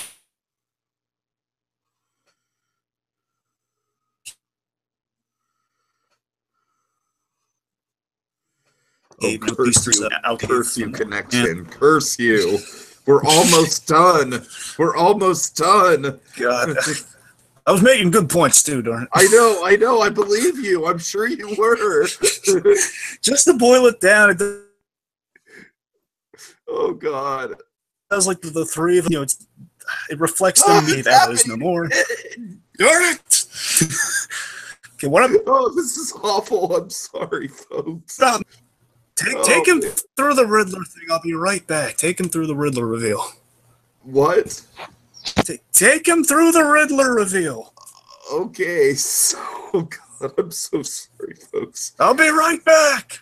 All right, go ahead, go.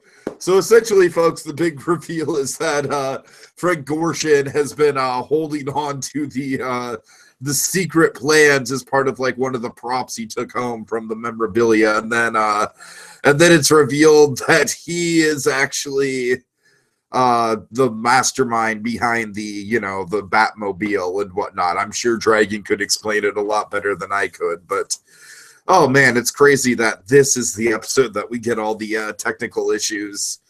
Haven't had technical issues like this. It actually kind of brings me back. It would make me nostalgic if it wasn't so frustrating. But you there, Dragon? Yes, my point was really full circle, the whole Bill Dozier thing. All right, there was really okay. Go ahead. It was nice and full circle, and also I do like how we're kind of that was a nice way how we tied the plot here. We tied a realistic thing where the irony of the Batman show being canceled was that it could have gone on had the sets not been destroyed. Now that we add a lot, which makes sense. Okay, well, if the sets are gone and the blueprints, then there's no way of reconstructing them, which kind of adds kind of a nice little layer there that makes sense with our kind of our absurd plot. You know? By the way, so we're in Bronson Canyon. I want to say they actually shot here because I love the awesomeness if that's the case, because this basically what they're doing is they made the canyon that the Batmobile drives through into a set like the Batcave. Right, right. That's very clever.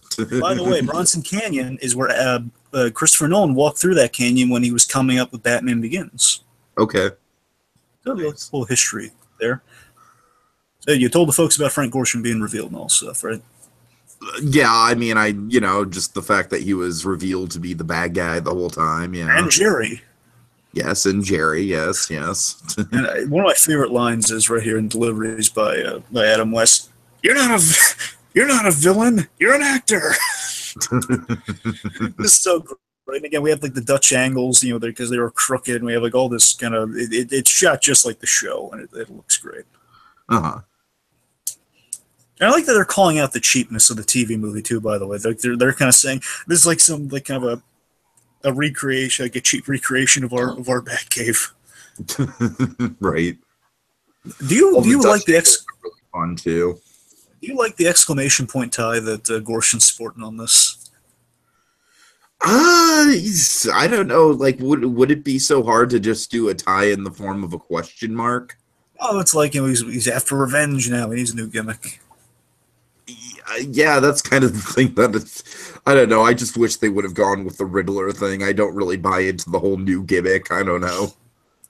Well, yeah, he's not like giving a new name. He's just like, I don't know. Yeah, yeah.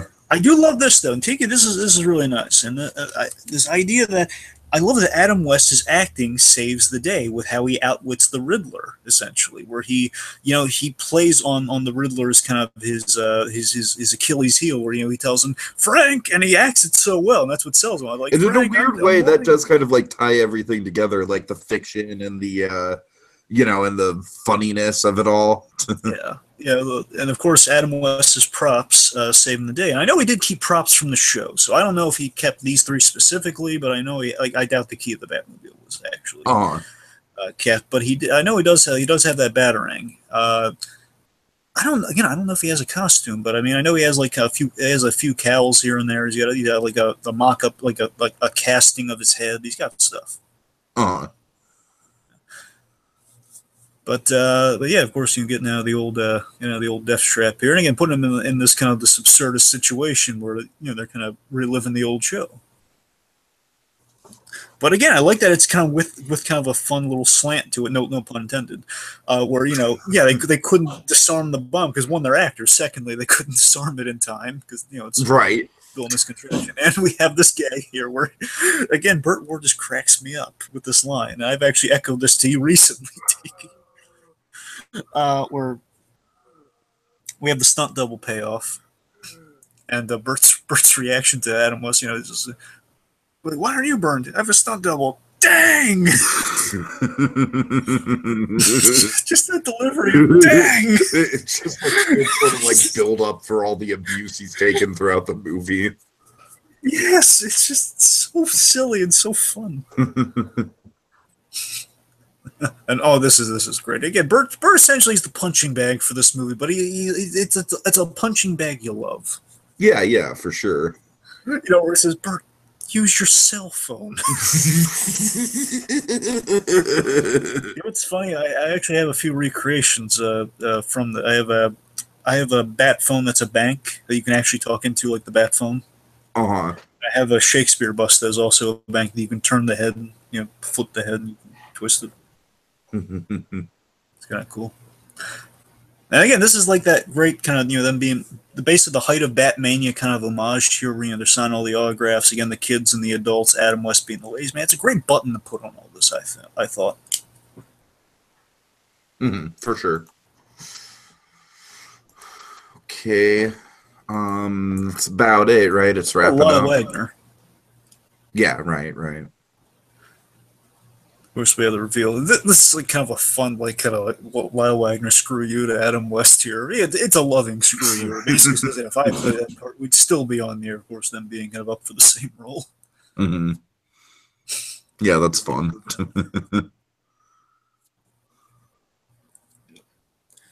And again, I like that we end. If you couldn't get Dozier, I think that is a nice substitute to get him. You know what I mean? Yeah. How do you feel about this ending, Tiki? The whole, the orphan stealing the Batmobile. I really don't know. I mean, it kind of. I like it. I think it's silly enough, and it's absurd, and I love it. That's how I'm coming out on it. To me, it kind of defeats the whole lesson of like, but then again, it's sort of a fun play on like how often do we see like we need to raise money for the orphanage or we need to do it for the orphans. Yeah, and yeah, it's like it's a fun little subversion of that, I guess. Right. But you know what, Tiki, for me, I love the final note that just happened. I want to hit upon it. I feel it's really important. I love the triumphant freeze frame that, but essentially that's how the. I believe that's the frame we're on right now, right? Well, yeah, it's just passed, but yes. I mean, I'm sorry. Yes, you're right. I mean, like the screen share. Yes, you're absolutely right. That's the freeze frame, right? Yes. But yeah, I mean, I love this line. It came back throughout the movie. It was like, basically this is like the line that Adam West delivered that basically like really kind of psyched them for the adventure, and kind of like it's in one line they kind of recaptured their youth in a way with this whole absurd adventure to find the Batmobile. Thrill of the chase, old chum. Thrill of the chase. Just that thrill of the chase line, and then ending on this triumphant freeze frame. These guys running, which a lot of the promos, a lot of the trailers for the Batman movie was Batman, Robin running through the streets of Gotham in broad daylight, with it being, kind of broad, like projected on the back, very much kind of like stock footage type thing. Right.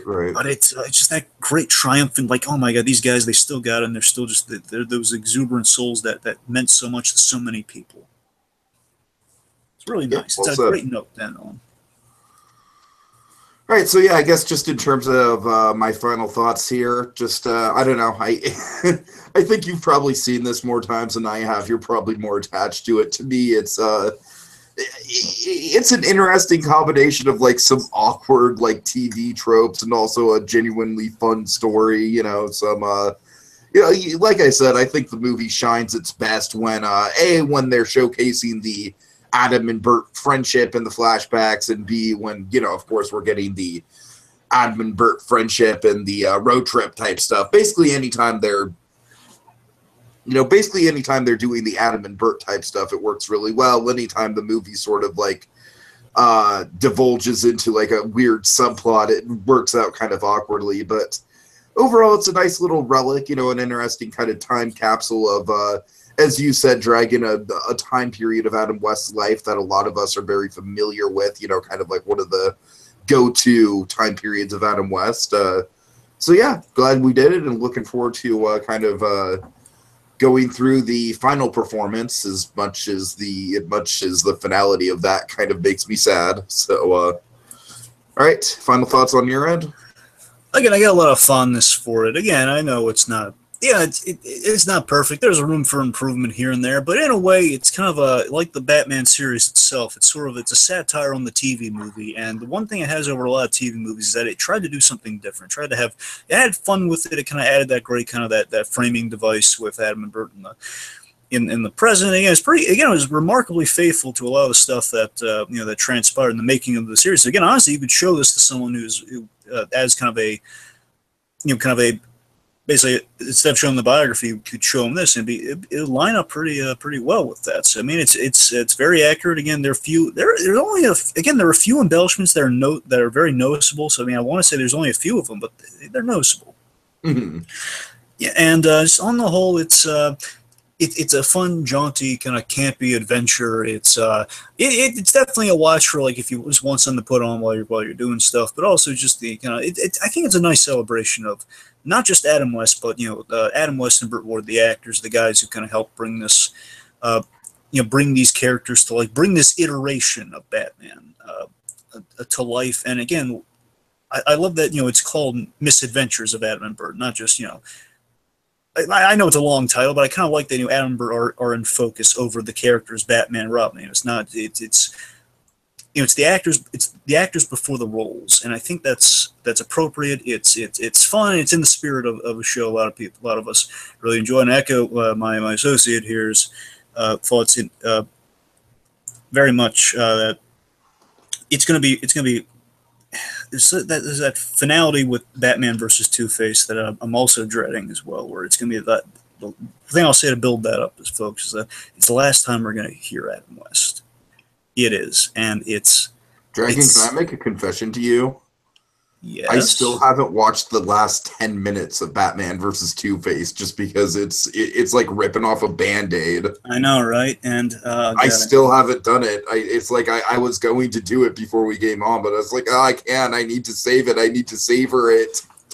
And folks, I'm going to say this to anyone who's in Tiki's shoes: watch it till the very end. They do, watch it till the very end just for that note of finality, and trust me, it'll be worth it. But my God, it's honestly, it's one of the most heartbreaking things I've ever had to do. It's like saying goodbye, Dragon. It's like truly saying goodbye. But look at it this way, Tiki. I'm going to say this again, I guess, end this out. But folks, remember this: that movie, that performance, Adam West is going to deliver in Batman vs. Two-Face. It's his last gift to us. It's the '60s It's Batman '66's last gift to us through the wonderful performance of Adam West. And as much as it's going to be sad to see it, and Adam West, loved making people smile, loved making people laugh, loved making people kind of feel that special kind of feeling watching something. We're going to experience that feeling one more time, and I'm as much as I'm dreading it being over, I'm going to be happy that he was able to do that. All right, well said, Dragon. Well said. So thanks for joining us, folks. And look, in just a couple days, we'll be coming back with that very painful, but also hopefully very wistful and fond commentary on Batman versus Two-Face. See you guys later. Thrill of the chase. Oh, yes.